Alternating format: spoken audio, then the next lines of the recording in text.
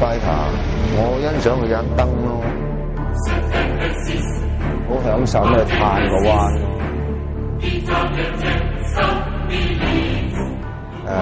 自己咁多年啦，都係中意電單車，咁就喺網度睇到啦，即係 iBike 個網度睇到，佢啱啱出咁囉攣啦，想換車啦，代理又好好啦，一到咗就即刻通知我，咪落去睇睇啊，即刻買。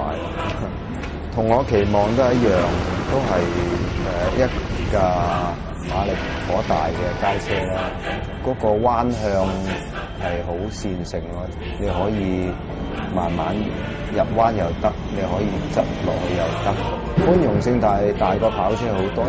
咁佢呢個可以你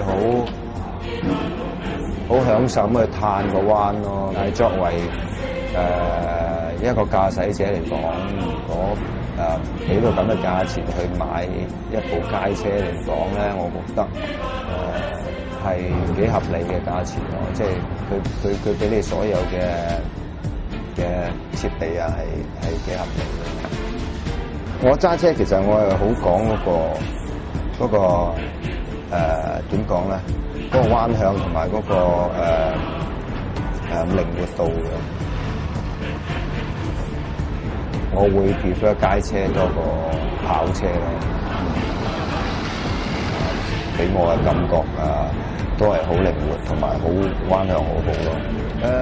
S 版其實分別即係要話再要加嘢，我覺得都冇咩必要再加其他嘢㗎啦，咁都冇乜嘢，冇咩可以改嘅，冇乜問題。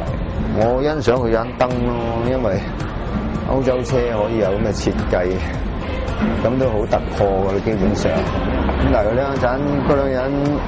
兩盞藍燈仔，我覺得幾得意嘅。即係你可以慢慢由車開又得，可以快又得。